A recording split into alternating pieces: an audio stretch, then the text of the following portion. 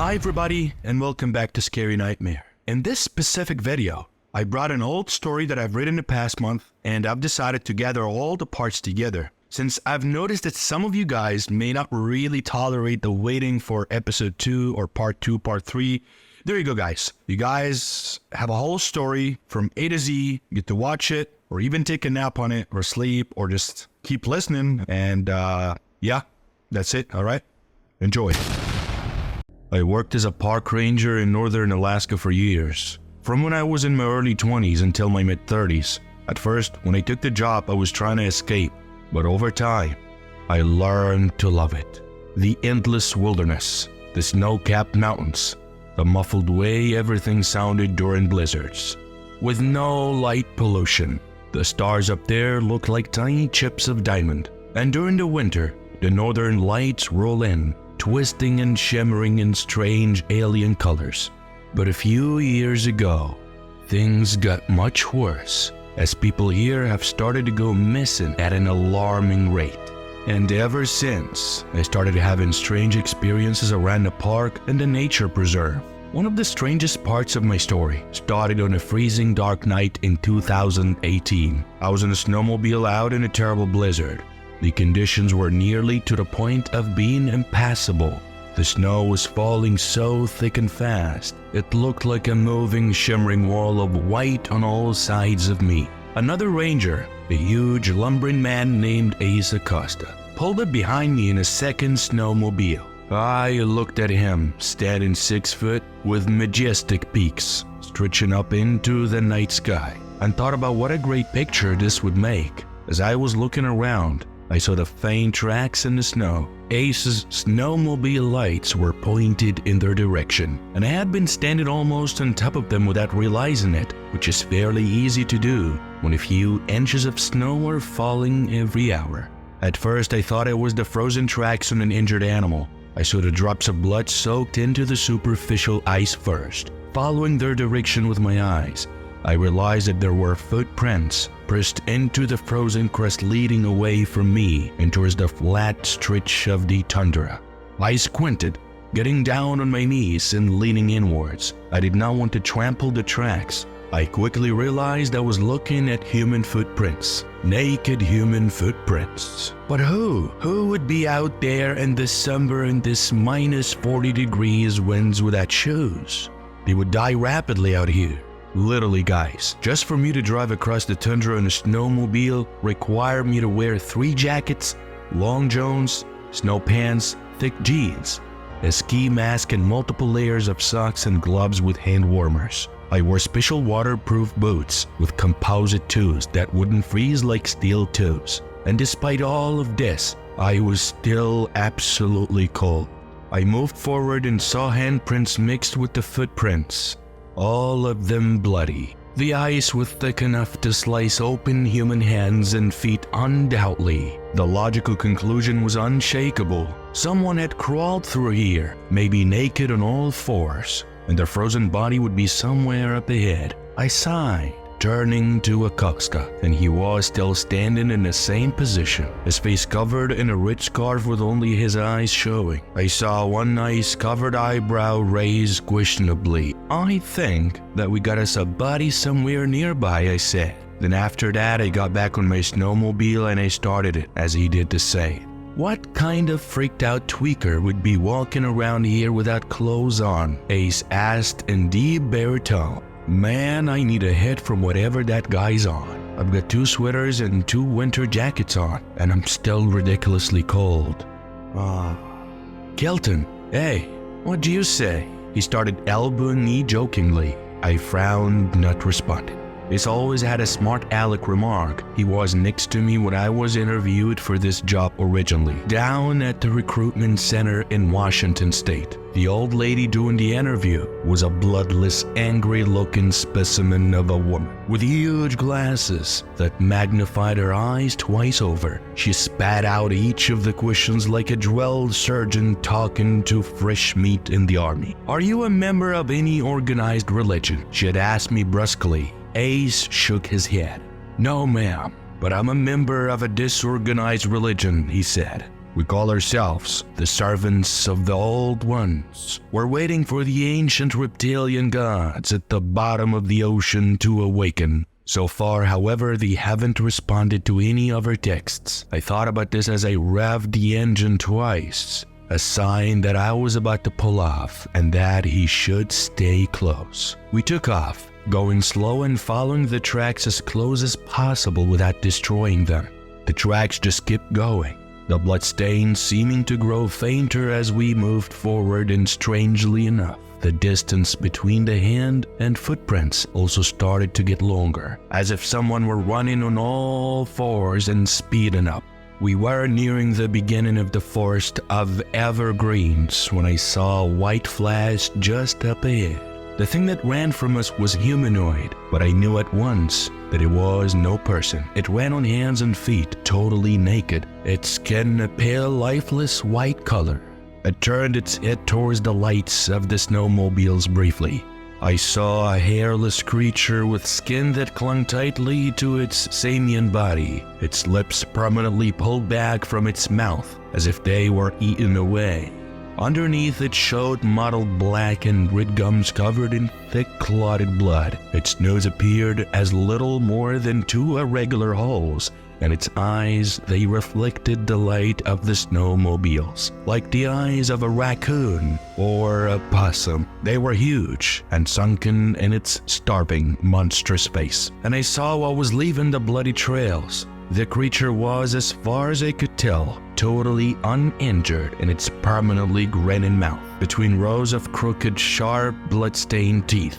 It held the body of an infant. The baby's head lolled from side to side, the neck seemingly broken, and blood dripped constantly from its mouth and nose. It had deep puncture marks in its tiny parka, half rings of teeth marks that must have broken its ribs. The bloodstains on the snow were becoming fainter, because the heart was no longer pumping in the body of the one leaving them. I had a loaded rifle inside my snowmobile and kept a 12-gauge shotgun slung around my back, mostly in case of bear or moose attack.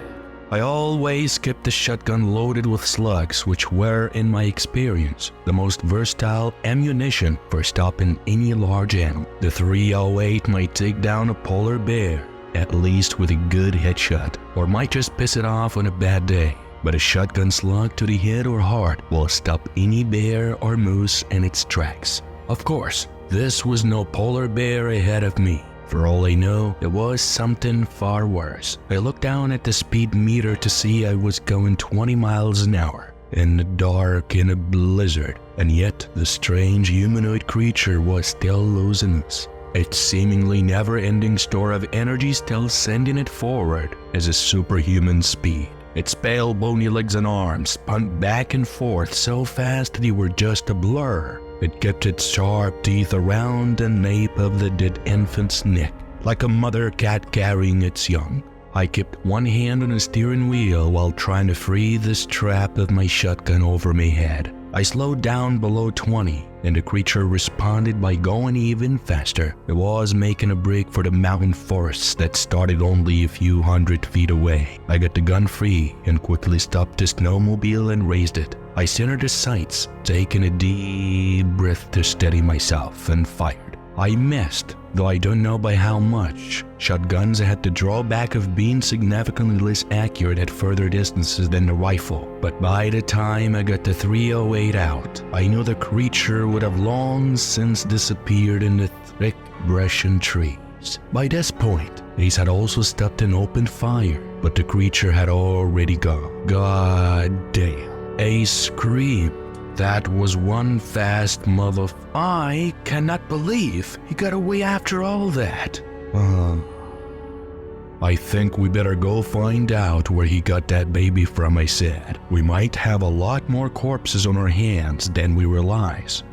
We found the radio in the snowmobile and messaged in what had happened, or at least a basic gist of it. I left out the part about naked half-human abominations and said it was an unknown animal. There wasn't much law enforcement up in these parts because, hell, there were barely any people The rangers as well as fish and wildlife agents regularly worked with the police officers in small towns. At least those who had police officers. Dozens of the local tribal villages had no police at all. These people would come to forest rangers and fish and wildlife agents most of all, and were always some of the country's friendliest and most helpful residents. By the time we got back to the original blood-stained footprints, the snow had covered up the tracks completely. However, based on the direction that the creature had been going and where the tracks had come from, I thought I knew where it might have started.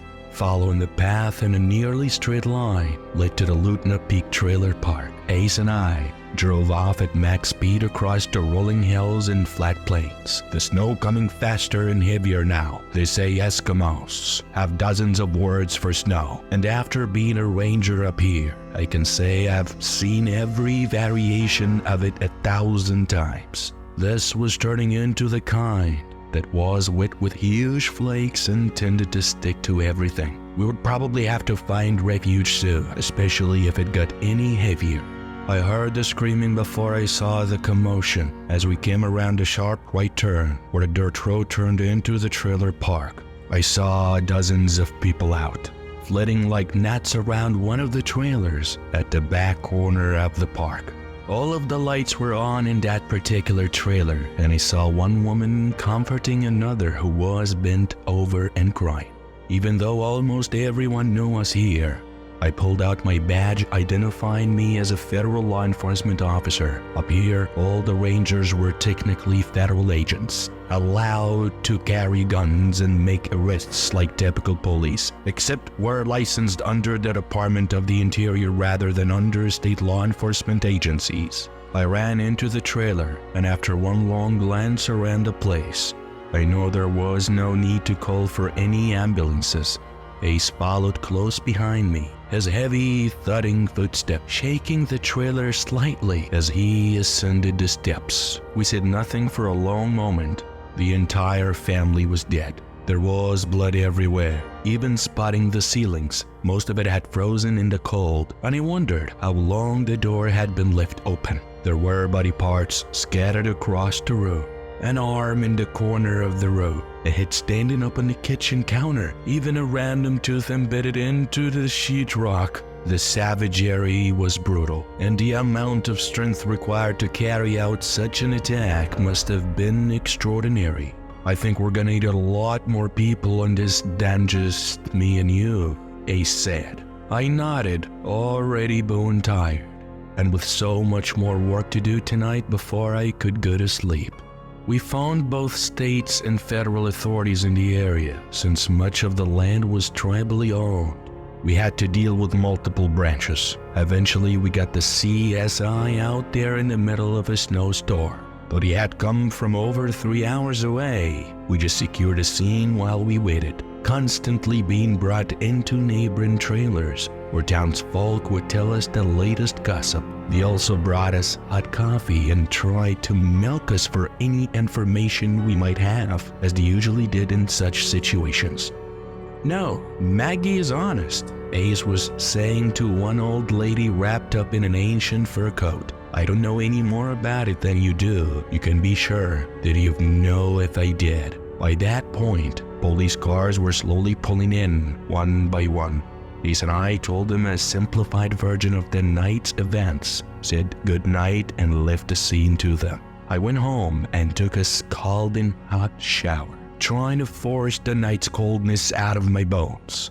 Then I slept deeply, though I had nightmares of that creature's face turning to me, holding a dead baby in its mouth and marking me with its emotionless, reflective eyes. I didn't know it then, but that would be the last time I would sleep in a bed for many days.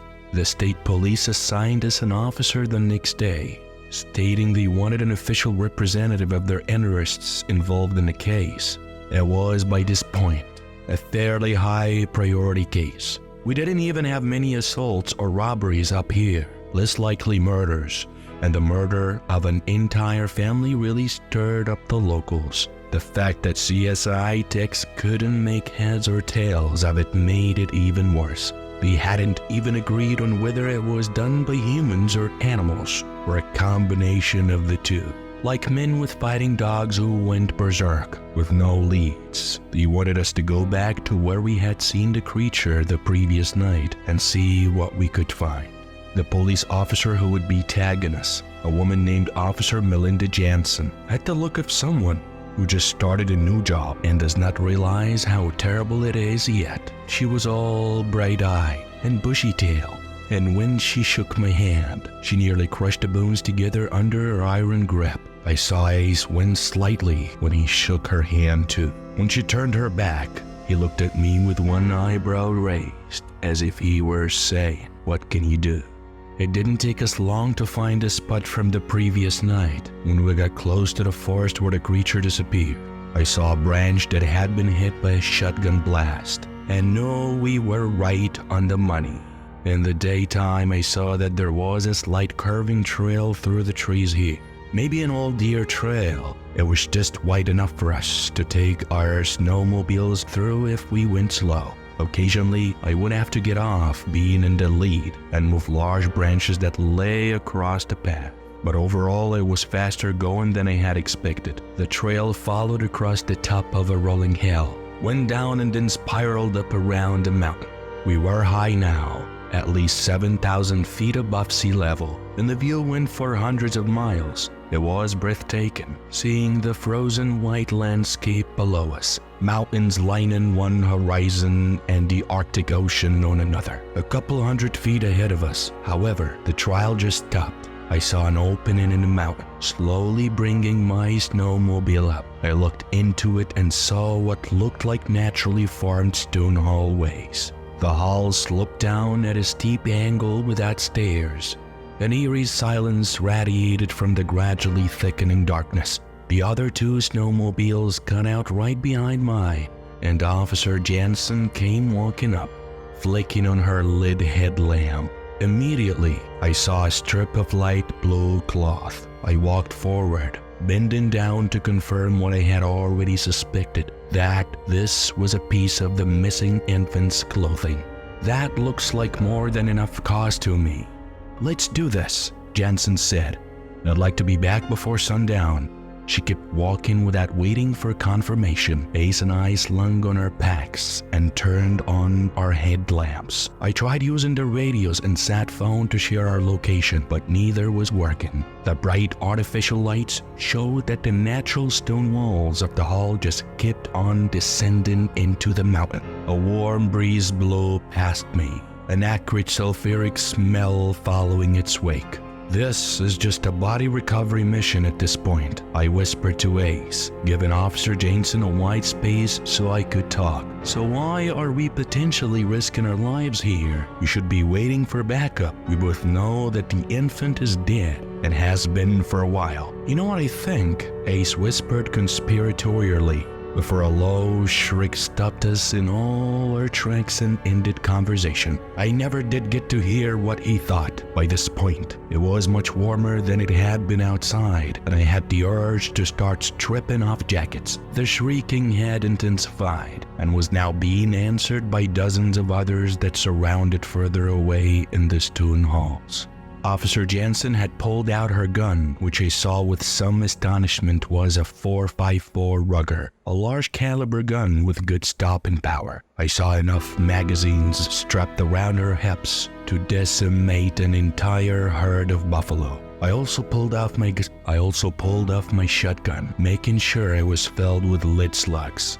"Do you have any idea what we were up against?" I asked her. Ace was right behind us, his shotgun already cocked and loaded, the muzzle pointed downwards. I was sweating heavily by this point. The air in the tunnel just kept getting warmer and warmer.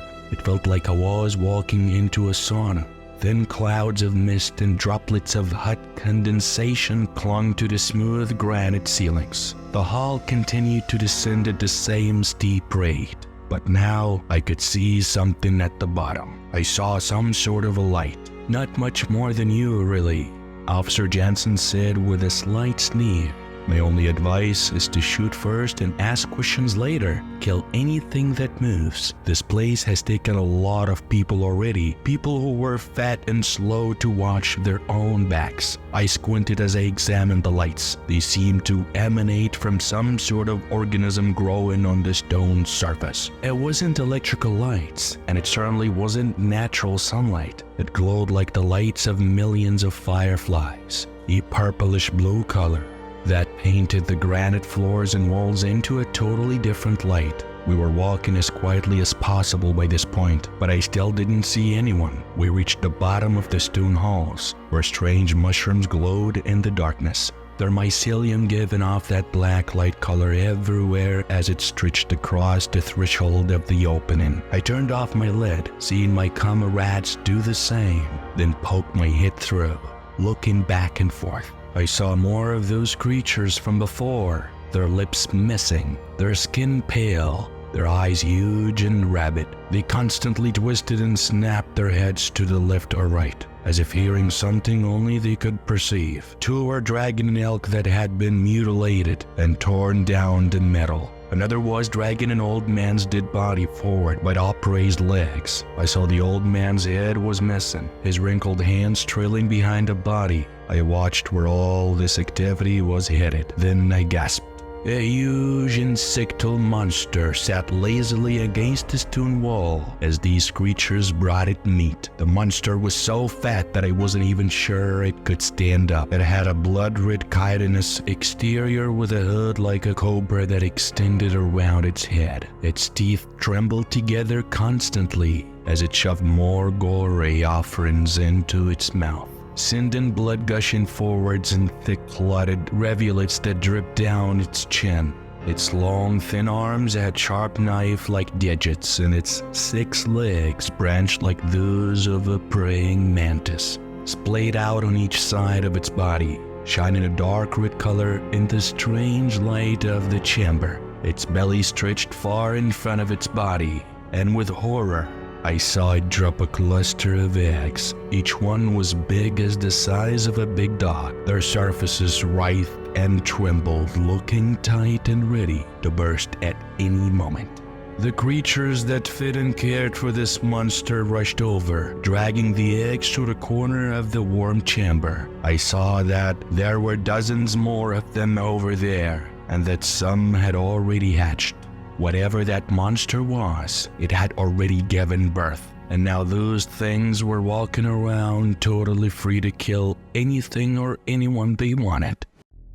This was the nightmare that took place years ago when I was a park ranger. I still remember standing there, feeling dissociated and strange as I looked down on the eerie scene below us. "Oh, God in heaven," Ace whispered in the purple light of the cave. Before us, the bright red hand shot forward and grabbed the body of the headless man. It lifted the corpse up with ease. I watched the beast open its jaw wide enough to throw the corpse in without difficulty. Snapping its mouth shut, it spread more blood down its face and across the eroded stone floor in front of it. Dark red stains emanated out across the floor for 20 feet in front of the creature, looking like Rorschach ink blots in the fetid cave. "We need to go deeper in," Jansen said, looking from me to Ace with a serious frown on her face.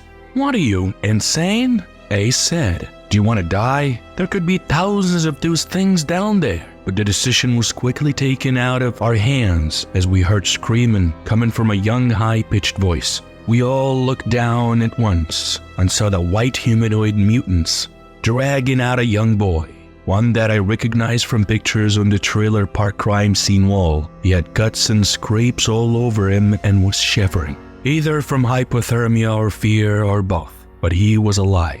His eyes were huge as he was dragged forward by his small hands towards the great red insectal beast in the corner.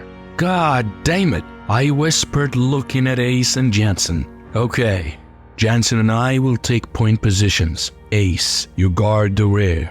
We will form a triangle and start shooting. When one reloads, the other two cover. Ace, you'll need to swing back and periodically check our backs to make sure there is no ambush. Now let's go. They didn't question my command. Neither of them had time to. To save the boy, we needed to move immediately, so we started down the smooth stone floors, only a couple 100 feet away from unknown numbers of enemies.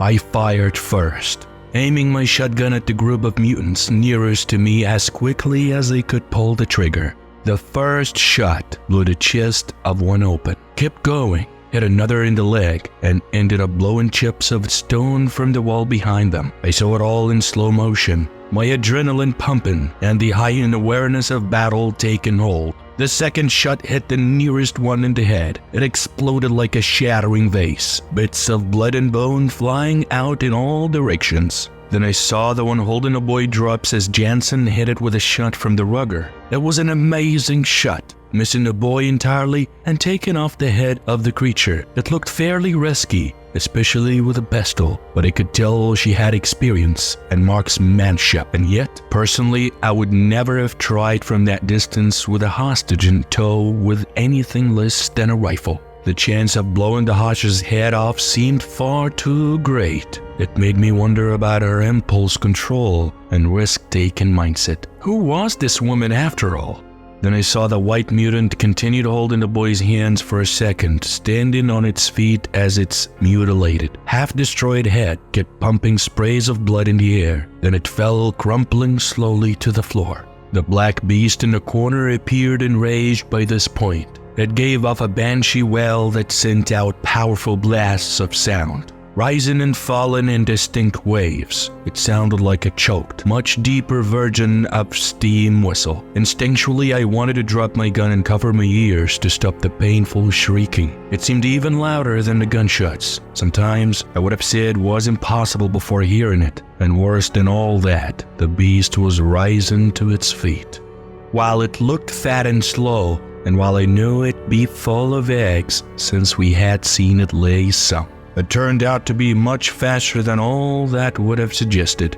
It had a huge blood-red belly, but it moved with the grace and speed of a cat. It rose on its 6 legs, its upper body sticking up from the lower insectal carapace like some sort of demented centaur. Its branched legs scattered forward in a centipede-like motion that gave me an instinctive revulsion. But it wasn't running towards us. It was moving away from the gunfire towards a huge entrance. As it went, it grabbed the boy with its inhumanly long, thin arms. I feared it would open its giant maw and pop him inside, and that would be the last we would ever see of him. But it didn't. It disappeared, making that shrieking steam whistle cry as it went. My ears were ringing so badly from all the gunshots, the echoes of the gunshots, and the cries of the beasts that I was afraid I had gun deaf for a moment. Ace stood in front of me, moving his lips, but I couldn't tell what the hell he was saying. I said, "What?" I screamed. My hearing slowly returned.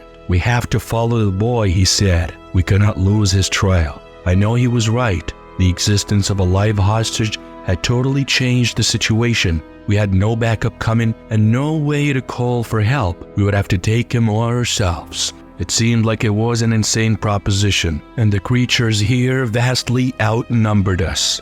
But letting a hostage die was never an option for us. "Yeah, no shit," I said glumly. I sighed deeply. We had more ammo in the snowmobiles. I had filled my pockets with extra slugs, but I hadn't expected this. Ace was likely in a similar situation. We faced the choice of either going back and trying to grab as much ammo as we could, and possibly losing the hostage, or going forward and running the risk of using up all our ammo, which was, after all, a risk either way, since we had no idea how many of those things lived in the tunnels. I saw the same thoughts running through Ace's mind as he looked back towards the snowmobiles, then forward to the tunnels. "Let's go," I said, motioning for us to go forwards. "We cannot risk losing the trail.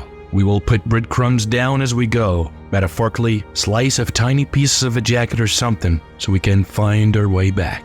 Based on how many of those goddamn things I saw, he responded, "I think we will be able to just follow the empty shell casings alone. Jansen had already started running forwards by this point, and we had to sprint to keep up. We ran past the eggs, some empty and others throbbing with inner life. I saw the one nearest to me pulsating with blood-red veins, a thin, luminous skin revealing the silhouette of a monstrous insectoid creature inside. It writhed and squirmed, twisting its 6 legs and pushing against the membranes that kept it entombed within the egg from time to time. Soon I knew I would push through. How many others had already hatched? How long had this been going on? I had a feeling that we would soon find out. We sprinted into the tunnel, turning on our lid headlamps as we went. Jansen was in the lead, then Ace, then me at the rear. Periodically I checked our backs, but nothing seemed to be following us. Not yet. Anyways, all the commotion was in front of us. That creature was still shrieking, though the sound was much more muffled and distant now. To my horror, I heard dozens of responses from all around.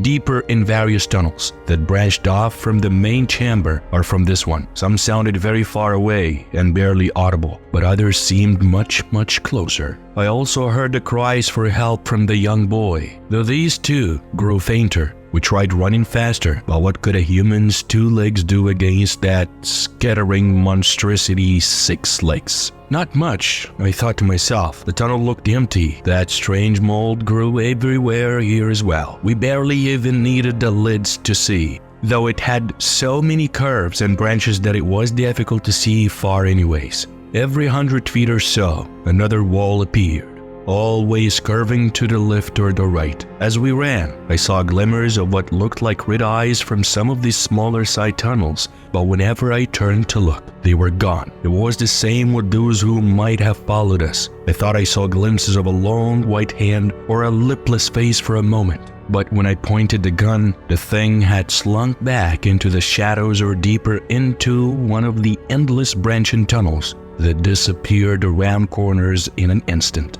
The shrieking of the beasts had faded into the distance, and an eerie silence descended like a fog. We had all stopped by this point at an intersection of the cave system. One tunnel went off to the left at a right angle, the other to the right at a right angle, and then we had the larger main tunnel we were following that extended in front and behind us. Luckily, we hadn't yet deviated from the main tunnel, so finding our way back should be relatively easy. It felt substantially hotter down here as well. We had descended deeper into the chain of mountains that ran northwards, parallel to the Arctic Ocean. I had opened all of my jackets and taken off my hat, but I still felt boiling hot. I could tell the other 2 did as well. Trickles of sweat beaded their faces, and they were ripping off layers of clothing. They threw a couple jackets on the ground, not wanting to carry them for God knows how long. If we made it out of here, I thought they might regret it, but after miles of walking, I too threw a couple jackets on the ground and left them. After all, when we came back this way to return to the snowmobile, we could just grab them again, except, of course,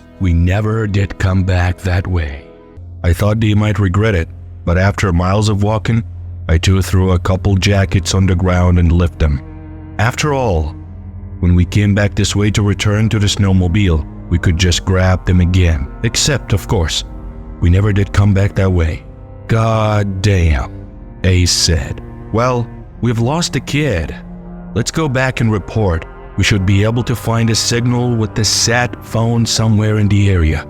I wish we had, but at that moment, circumstances beyond our control sealed our fate. It started with a small tremble, almost imperceptible. I looked around at the glowing purplish walls and the strange mossy molds that covered everything. Some of them lost connection with the walls as the shaking grew stronger. As soon as the root system stopped touching the stone and earth, the round cluster of detached mold would instantly go dark.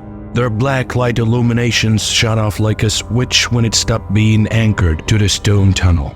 Earthquake, I shouted. But Jansen and Ace clearly already know. We looked around for someplace safe. We ducked into a side tunnel where the ground was more stable. Behind us, rocks smashed into the ground, knocked out of place after who knows how many years. It became a continuous cacophony.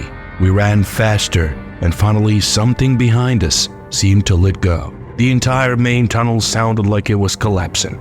Some small petals and rocks dislodged and hit me in the face and chest as I ran. But it became increasingly clear that whatever fault line had slipped had been further back. Running underneath the main northwards tunnel, it sounded like tons of dirt and stone had collapsed. And then, as suddenly as it had started, it stopped. A few small aftershocks shook the area slightly, but as a whole, it seemed like we were safe. We all had our lit hand lamps on as we made our way back to the main tunnel. Hoping there was a way out, we had to get to the snowmobiles, and more importantly, we needed help. There might be more people imprisoned or taken hostage down here for all I knew. "Is everyone okay?" That's what I said. Then Jansen responded fine, as she was wiping dirt off her face. A small trickle of blood ran down her forehead. "Jesus, the main tunnel," Ace said.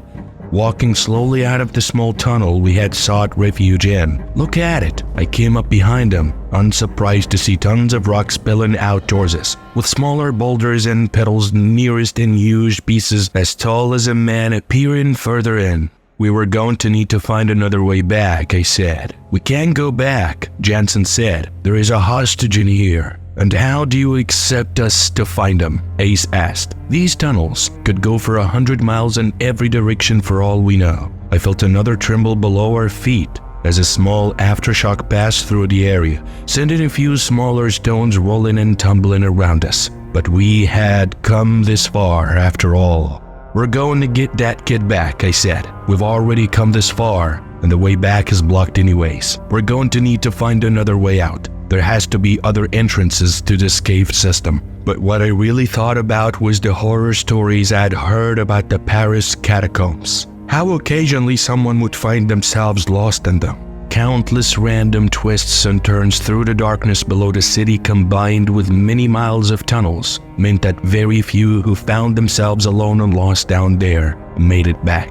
They often starved or died from dehydration, their bones inevitably mixing with the hundreds of thousands of others resting eternally under the bustling cityscape above. After resting, we started moving forwards together. Morale felt it, and even Ace looked sullen and thoughtful. We continued on in the main tunnel, hoping that the boy still lived somewhere in these endless tunnels. While we hadn't heard a single sound from the creatures in so long that I began to give up hope. The tunnel ahead of us started to open up, and massive growths of the luminescent molds began infesting the floor and the walls, growing in shapes like an ant mounds that reached nearly up to my neck. A soft sound began to echo back. It sounded like the babbling of a subterranean brook.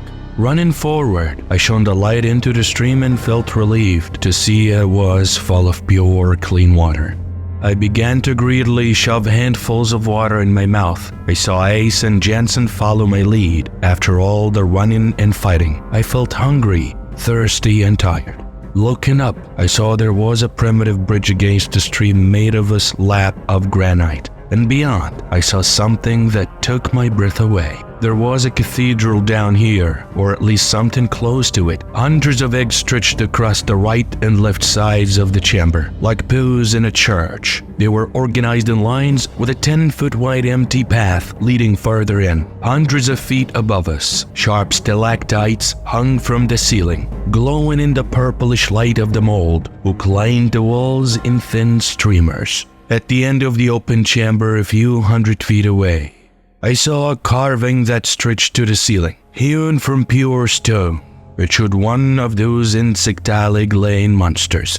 It showed it standing up straight, with its thin branching arms stretched out to the ceiling above it. Its oval eyes were wide, and its huge mouth stretched open wide to show its countless predators' teeth. Below it, I saw one of the white humanoid creatures. This one wore a coarse, brown robe, the first one of its kind I had ever seen clothed. It was so still. I thought it was part of the carving at first, that they had created a religious icon showing these creatures serving their great and horrible masters. But then it turned towards us. We all raised our guns at once. "Freeze!" Jansen cried. I saw her finger tying around the trigger. "Don't!" I said. "It is unarmed. Wait!" I felt eyes on me from all around me. But when I turned to check her backs, I saw nothing. We started walking forward towards the robed mutant. As we got closer to the front, I saw more and more of the eggs appeared empty. The ones in the back all had life inside. life that pushed against the thin membranes, and whose legs skittered eerily in the amniotic fluid they breathed. Why should we let it live? Jansen objected angrily under her breath as we moved forward in unison. These bastards killed that family, and who knows how many others. When I think back to all the unsolved missing persons cases in this county, I know what she meant. The same thought had occurred to me. How many people had these creatures killed? The mutant in the brown robe stood there, his lipless mouth forming a cold sneer as he looked me up and down. Its strange eyes seemed to bulge from its emaciated face. When I got close enough, I realized that he had an almost albino look to them, with blood-red irises that faded towards pink. As they neared the center, the pupils seemed to glow, reflecting the eerie light of the mold. I did not know what to do next. The creature in front of me spoke first. However, "They are our gods," he croaked, from the depth of his voice and the cast of his body. I had figured out that this was probably a male among his species. The way he spoke reminded me of how deaf people sometimes sounded when they spoke. The words sounded strange, with random pauses and changes in cadence, making it hard to understand at times. But it was definitely English. "Who are you?" I asked. "What is this place?" He shook his head, pointing to the huge carving behind him. "Gods," he said. "We feed, and they protect. They haven't done a very good job so far." Ace whispered in my ear. "Those huge bugs just ran screaming when started shooting." I ignored this. "What are you?" I asked, hoping for an actual response this time. Then I got one. "We are keepers," he said slowly, thoughtfully, looking up at the huge carving. "And these are necrovores." He shook his head again, an expression crossing his face that looked very human. Was it regret, fear? And they're hungry, so hungry, as if on cue. I heard a scattering of many legs behind me, spinning around quickly. I saw that while we had been distracted, some of what he called the necrovores had surrounded us in a semicircle, cutting off any retreat. These looked much smaller than the original one we had seen, and I assumed they were likely juveniles. "Behind you!" I screamed to my team, but they already heard what I had. I raised my shotgun, firing a slug into the nearest one's curved red face. It went between its eyes, and for a moment I could see a clear hole all the way through behind it to the stone walls surrounding us. Then it crumpled, its legs shaking spasmodically in its death throes. Its arms moving back and forth in small arcs, quickly as if it had a seizure in its last dying moments. Dozens of them appeared, and the speed at which they ran at us looked eerie. All I would see was a red blur and the flash of many branching legs. And an instant later, I would see one of those abominations flying through the air with jaws opened and claws raised forwards. The guns fired quickly, dropping a dozen in the space of a few seconds and slowing the ones behind enough for us to have a chance. But they scattered so fast, like huge spiders. Their many legs shuffled and cracked against the stone floors, and they leaped at us. I dodged one, sidestepping it and shooting it in the head with a shotgun blast. Its dark red eyes looked at me from its angular face as a giant exit wound exploded from the back of its mouth. Shrieking, it fell. Ace wasn't so lucky. One jumped at them, slashing with its sharp claws and unhinging its jaw. In a blur, I saw it grab his left arm, slicing through the cloth and skin easily. A spray of blood shot into the air. "Ace, no!" I screamed, chambering another round and firing. I hit the beast in the center of his body. It gurgled and spit as blood poured out of its body.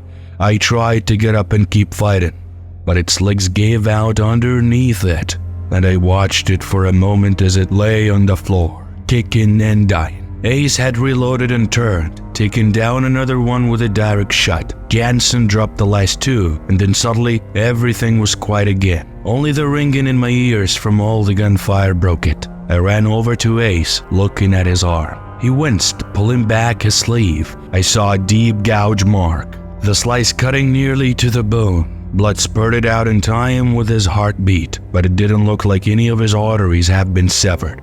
We quickly applied pressure in a tourniquet, and after many minutes of resting and attending to his wound, the bleeding slowed. We sat among all the dead necrovores. The strange priest had disappeared in the fighting, slinking away in one of the tunnels behind a carven. "We need to find food and water," I said. "There may be more underground streams if we're lucky. But food? What are we gonna do? Cook a necrovore?" Man, this part got me. I couldn't resist. I looked at the corpse of the nearest one Wait a second. Oh man. I looked at the corpse of the nearest one disdainfully as I spoke. "If we have to," Jansen said. "I'm not dying down here. Not unless I have to." "That's funny," I said, looking at his injured arm, "because you were the one who acted all gung-ho to come down here in the first place, even before we saw the boy who, by the way, we have seen no signs of. This has all been a wild goose chase, an insane wild goose chase to God knows where, probably death. Or the seventh circle of hell maybe," I said jokingly. But no one smiled. We continued walking. Eventually, we heard a soft babbling and found a small stream running through a side tunnel. We cleaned Ace's wound as best as we could, drinking as much of the clean, clear water as possible. But hunger began affecting me. I wondered if we really would have to try eating those strange and red beasts if it came down to it. Maybe they'd taste like lobster or something, I thought to myself with a wry smile. But our problems only got worse from there, as Ace's wound looked terrible. Red, inflamed patches of skin rose all around the slice, and the veins seemed to be discolored as they lit away from it. "Nothing to worry about," Ace said while he was smiling. "It is only a flesh wound." But in fact, I did worry.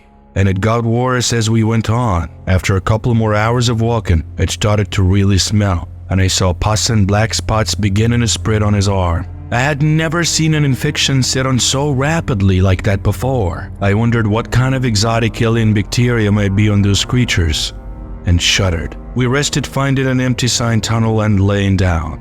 Ace and I were far away from Jansen, who had wandered away down the tunnel a few hundred feet, maybe to use the bathroom in private. "I don't trust her," Ace whispered. "Neither do I said. "I think she knows more than she lets on. The whole thing seems weird," Ace said, looking down at his arm for the 100th time, frowning and wincing. "But I think you might find you need her. I'm certainly not in much of a condition to help you." After resting for a while, we got back up and started on down the tunnel again.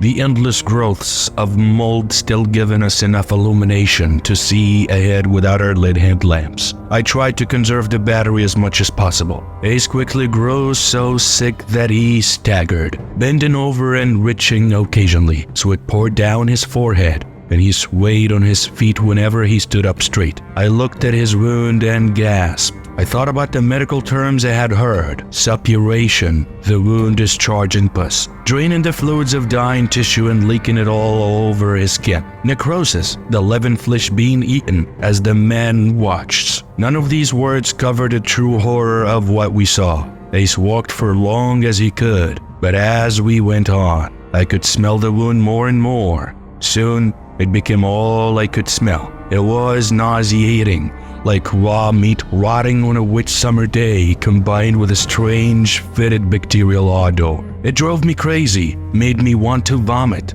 I couldn't imagine what Ace felt in those last dark hours. I had once seen a movie called Requiem for a Dream, where the heroin addict's arm had gone infected. Streaks of black and purple spread across his skin, leading back to his heart, the central point of the infection rotting and spreading throughout his body as he watched it eat him alive. I had never seen anything like it, at least until this moment, looking at the wound on his arm, the red inflamed veins bulging out, the black rotting skin in the center, the flesh separating and falling off. It tore at the limits of my sanity. I had to look away at some point, but when I closed my eyes, I still saw it, and I always smelled it. "I'm dying," he said.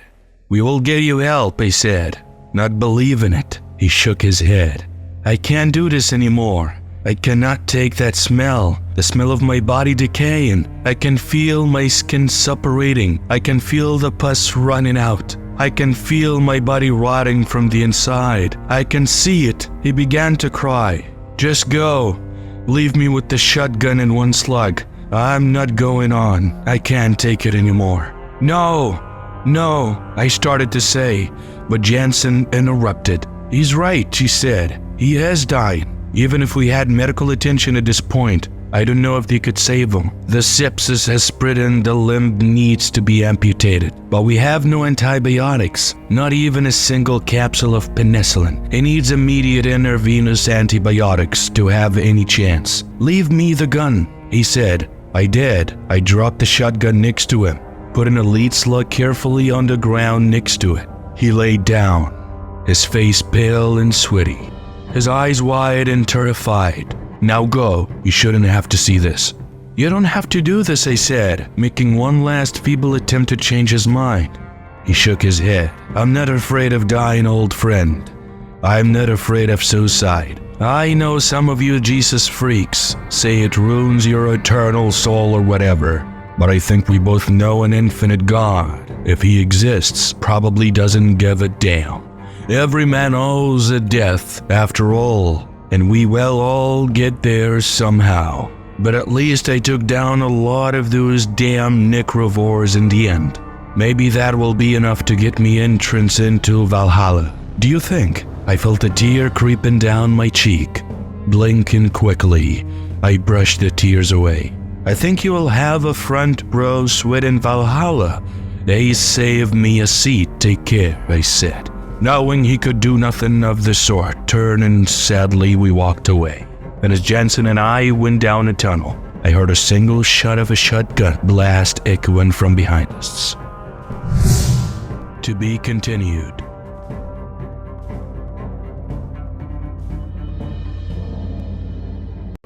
Oh my God.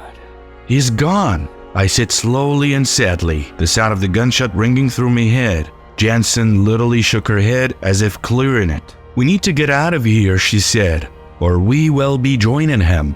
We have no food, no guaranteed access to water, no medical treatment. We will probably starve, but if anything happens, we might die much faster. My stomach churned and felt tight. I was so hungry that it hurt.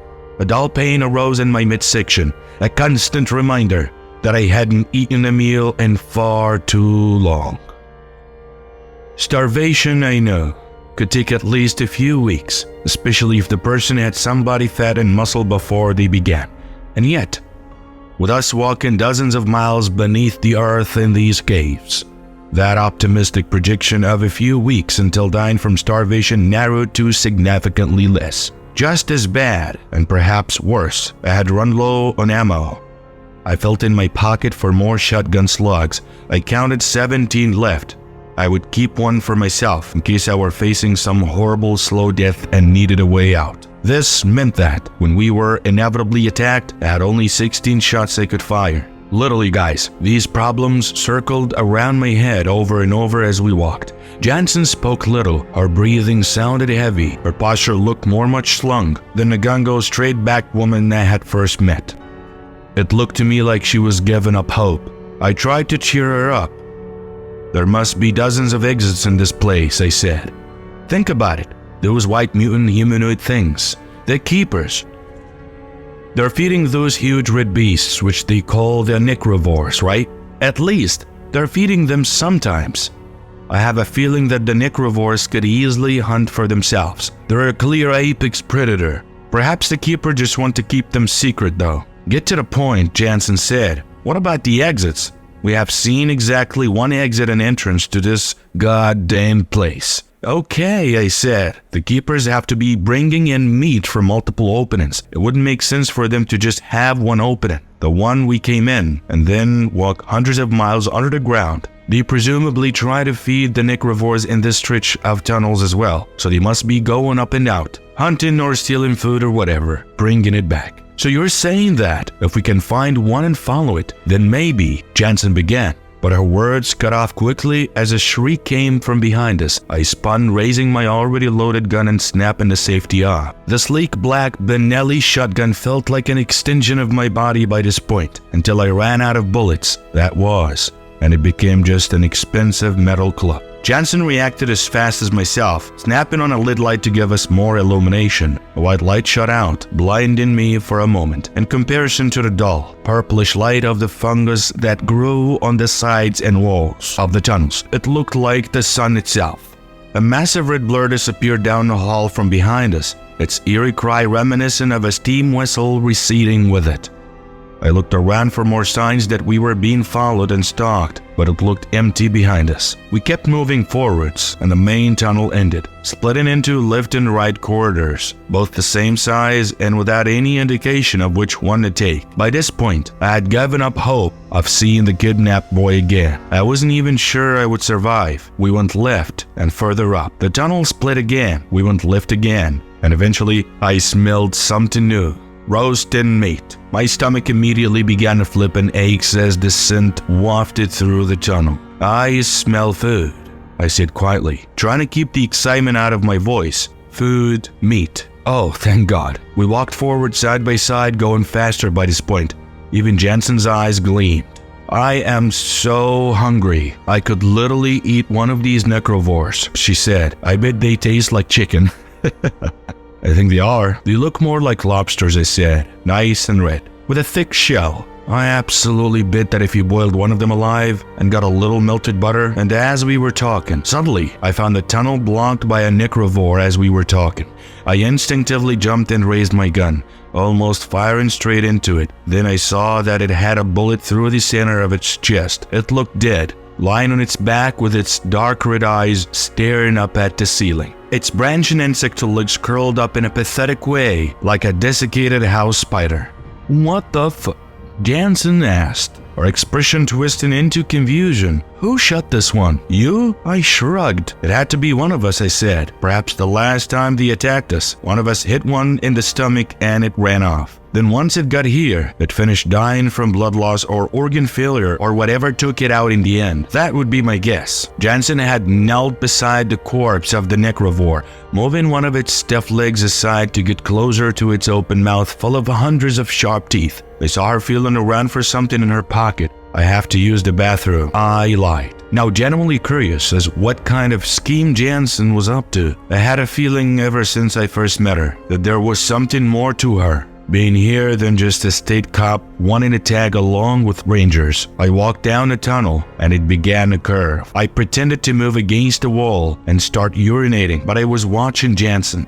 I saw her reaching into her inner coat pocket and took out a clear glass vial with a black top. Then she kneeled down in front of the necrovore. I also saw her dip the vial in its mouth, presumably to collect some of its bloody saliva, then screw on the top. I started walking back, and she quickly tucked the vial back into her inner coat pocket. Jansen quickly backed up a couple steps from the necrovore, changing her facial expression into the pale, indifferent look she had worn for what felt like days now. But the real Jansen was under there. I had seen it, and she was up to something. I debated bringing up what I had seen, confronting her directly, but I decided against it. I would confront her when the time was right. But for now, survival seemed more important to me. We left the necrovore behind and began to go down the tunnel towards the delicious smells of roasted meat that had grown much stronger now. Up ahead, I saw a ray of light shining into the cave. My heart soared. There was a real sunlight, and that meant only one thing. An exit. I was going to run up ahead when I heard Jansen click the safety of her gun off, cock the hammer, and tell me 2 words. Do not move. She was only a few feet behind me. I still had my shotgun strapped around my shoulder, and I was looking forward away from her. Had all the advantages. I knew that most likely I was doomed and would die right here on the floor of a cave without my family ever knowing what happened. Take your shotgun and drop it on the floor. Slowly, Jansen said. If you turn, I will shoot you. I did as she asked. Keep looking away from me. Now I saw your expression when you first saw the necrovore at the entrance of the cave, and you didn't even look the slightest bit surprised. So I'm going to ask you one question, and one question only. Have you seen them before? Yes, I said softly, remembering. About a half a year before the events with Ace and Jansen in the cave, I had been alone in my log cabin. I made a full pot of coffee, cleaned and oiled my guns, and decided to go shooting. After pouring a huge thermos of boiling hot coffee, I grabbed my Winchester 30-30, a beautiful gun with a polished walnut stock. I headed outside, setting up targets to shoot. I had gone to the dump, grabbed an old air conditioner and a metal trash lid, and I set these up at different distances. Because this was summer, the air smelled fresh and clean. The nighttime had come, and with no pollution and no clouds, all of the stars in the sky seemed to radiate a bright, pure light. It seemed as if blue flames shot out of my gun for a split second. When I fired in darkness, I'd instantly hear the ping of metal as it connected with one of my targets. I had gone on this way for a while when the crying and shrieking had started from the woods nearby. No one lived near me, so I instantly went on high alert. For a few seconds, I tried to convince myself that it was just a fox or a fisher cat, but I had heard both, and it sounded different. It seemed much louder and almost synthetic. I reloaded my gun, stuffing an extra clip into my pocket, and began to follow the sounds. I heard a gunshot, then two gunshots, and the screaming grew much louder. I sprinted ahead, dodging roots and rocks, moving between the evergreen and birch trees growing thick in this part of the forest. The N6 had mostly fallen silent after the gunshots, and the wilderness had an eerie silent quality to it now, as if everything in these woods were staying quiet so they could hear what happens next. And then I caught glimpses of them, two men and a red insectal beast that stood over 8 feet tall. The man looked panicked and certainly had no sharp shooting skills. They had emptied their clips from the look of it. But I only saw a couple small trails of blood on the insectoid creature, namely from shallow grooves that ran over the side of its chest and above one shoulder. It moved forward in a range and used its razor-sharp fingers to slit the nearest man's throat. Then it moved on to the next man. I was running as fast as I could, trying to get within range to save the man's life. In honor, I watched the beast jerk its head forward, its mouth open and wide as its jaw disengaged, and bit off the surviving man's legs at the knees. I screamed, "No, no," and stopped running, looking through the side and opening fire. I hit the red creature a few times in the head, right between its dark, staring eyes, and after a few seconds of screaming, it fell back.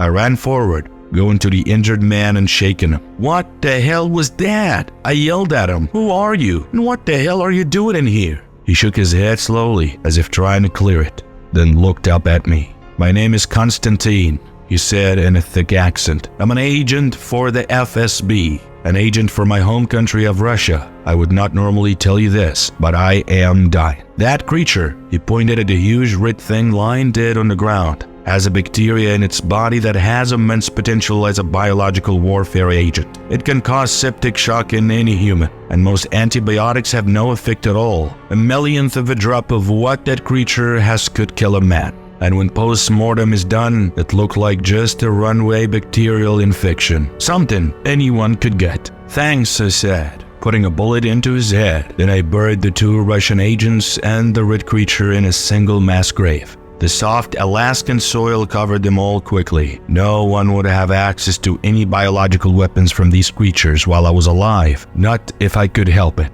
I told all this to Jansen. If that was her real name, trying to kill as much time as possible. My only hope was for some deus ex machina, some sort of fortuitous savior who could stop her, because in my heart I know she would not let me alive, no more than the Russian FSB agents would have let me alive if they had succeeded in killing the Necrovore, and I know I had seen. Jansen went pale, her face turning into a deep scowl, and then she nodded. "So the Russians somehow heard about the Necrovores," she said to herself, "and now they want to take samples just like us. Who are you really?" I asked. "I know you're not a cop. I'm a CIA agent," she said, smiling wide. "I really do feel bad about this, but orders are orders. I was explicitly told that no witnesses should survive. The CIA wishes to take some Necrovores alive and see if they cannot be used as biological weapons in themselves, if released in an enemy country for an instance. But for now, even just the extremely powerful bacterium is enough. Goodbye, and I'm sorry." I closed my eyes, breathing fast. My time was up. I knew I would die now, shot in the back like a common criminal. But no shot came instead. I heard a surprised grunt of pain, and then a horrible gurgling, spitting sound started. I turned my head slowly, wondering if this was some sort of trick. And then I saw it. Jansen stood there with her throat cut, a fountain of blood pouring down the front of her clothes. Her eyes looked amazed and surprised, as if she had just seen the world's greatest magic trick. And then she fell. Her body landed hard on the stone floor of the tunnel. Behind her, I saw Ace, his bloody folding knife held tightly in one trembling hand. His other hand looked black and dead, the fingers twisted strangely. "Oh my God, Ace," I yelled in shock and bliss. "I thought you were dead." "Soon," he said, falling himself on top of Jansen's body. I ran over to him, the smell of rotting meat of his arm covering the entire area, but I was so happy I could hug him. "How?" I asked Ace. He looked up at me, his eyes watery and unfocused, and then he vomited up a stream of watered-down blood. It fell on the hand of Jansen. "I was attacked," Ace said. "That one single slug, I had to use it to shoot a necrovore that tried to ambush me immediately after you guys left, and then someone started cooking, and I smelled meat. I had made my way slowly in the direction of the smell, and found one of those white mutants roasting a deer on a fire. They had stores of food in one room, mushrooms, ferns, meat, and nuts, and it was huge. I hid behind a pile of deer skins, eating as much as I could, waiting to die, sipping some water that trickled down from the ceiling. And then I heard you and Jansen nearby. Your voices echoed. You scared away the white mutant, the keeper, who was cooking. I heard Jansen's confession, and I killed her." He pointed to his arm. The black and purple rot had spread past his shoulder and began to eat into his chest. "I'm almost done, almost done. Will you give me peace? Will you do the Coupe de Grace?" I nodded, putting a slug in the chamber. Ace looked up at me, his eyes tearing up, his face reflecting the sadness and uncertainty deep within him. "I'll tell everyone of your bravery, old friend," I said, pointing the gun at his forehead and pulling the trigger. There was a splash of blood and gore, and then I was alone. I took all the ammo and the gun off of Jansen, which gave me 19 rounds for the Ruger, and then I began to walk towards the sunlight I still saw streaming across the hallway, praying for an exit. I turned into the room and saw what Ace had seen.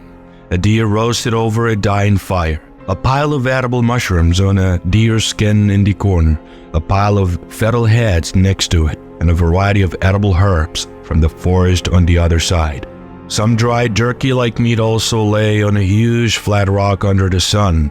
I saw with horrifying disappointment that the light came from a small hole in the ceiling, one where the smoke from the fire could escape. There was no way to get up there unless I could transform into a spider, and the hole seemed too small to crawl through anyway. But it still gave me hope. I mean, I wasn't thousands of feet below the ground, and that a real exit might be right around the corner, if there were not so many branching caverns to get lost in, I thought. I ate well, and then took a deer skin and began to wrap up as much food as I could carry. It was undoubtedly the best meal of my life, after starving in the darkness for so long. Even the most tasteless food seemed like ambrosia. I tried the deer skin to a long stick, like a hobo going off to a train, and balancing it on my shoulder, then went off by myself. I wandered for weeks, eating as little as I could from the food. I found another kitchen in which the keepers stored food on the second week, with elk meat and more dried mushrooms stored there.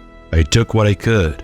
Cold mountain streams flowed through the caves periodically, giving me water to drink. And yet I found no exit, and though I caught glimpses of white hands or red shells behind me, the enemy seemed happy to simply stalk me and watch until I neared the end that was. It literally came suddenly, a huge archway up ahead past the bend in the cavern. Because it was night, I didn't even realize at first what I saw, but the light of the moon looked so different from the dull purplish light of the mole that I realized with ecstasy that I must be close to the end of this eternal cave. I started to run, and that was when the ambush was sprung. They came from everywhere. Keepers in coarse brown robes and flashes of red from the necrovores surrounded me. The necrovores spat and hissed while the keepers rambled in their strange high-pitched yammering language. I dropped my remaining food on the ground, seeing it spill out on the floor in slow motion as my adrenaline spiked. Then in a blur, I had the Ruger 4.54 in my hand. I ran towards the door, emptying all 6 rounds at those necrovores closest to me. I aimed for their dark red eyes, a technique which had worked well in previous battles. I tried to clog the tunnel with the corpses of those nearest, but the smaller ones behind writhed and wriggled past the twisted, bleeding bodies of their siblings. I was almost at the exit. However, I could feel the fresh air by this point. I felt hands grabbing at me from behind, grabbing the Ruger. I began to whistle wipe anything and everything near, eventually feeling the hands release after a couple of seconds. One of them grabbed at a pistol and it fell to the floor. I had no time to pick it up.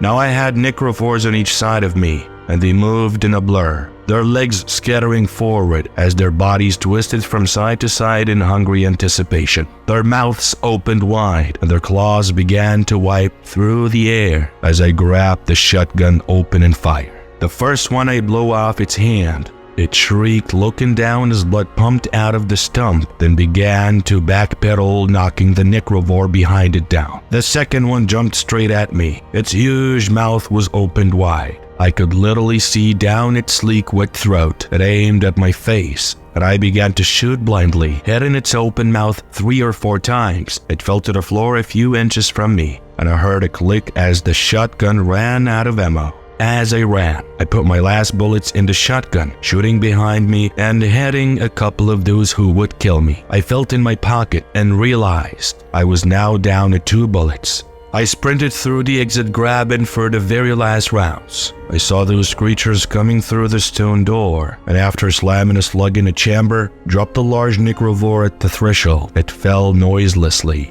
blocking the door to those behind them, and I ran. I ran for what felt like hours until I saw a small curl of smoke up ahead. I found a small Eskimo village on the coastline. An elderly woman in a little shack opened the door. Someone in the town had a ham radio, which they used to call for help and get me evacuated. When I first got back and saw myself in a mirror, I was horrified. I had lost many pounds and looked thin and frail, my cheekbones sharp and angular, my haunted eyes sunken deep in my skeletal face. I could literally count every rip on my chest, and my legs looked like sticks covered in skin. I didn't tell my boss the whole story, or anyone else, for that matter. I had been missing for weeks, and mostly said I got lost in the tunnels when looking for a missing boy, which was true to an extent. I didn't tell them about the necrovores, however, or the brave actions of Ace that saved my life, and that was a story that I kept to myself until now. And that was it for this very long, exciting story. If you guys enjoyed this whole story, show some love by dropping a like and a little comment below there in the comment section. Thank you guys so much, and see you again.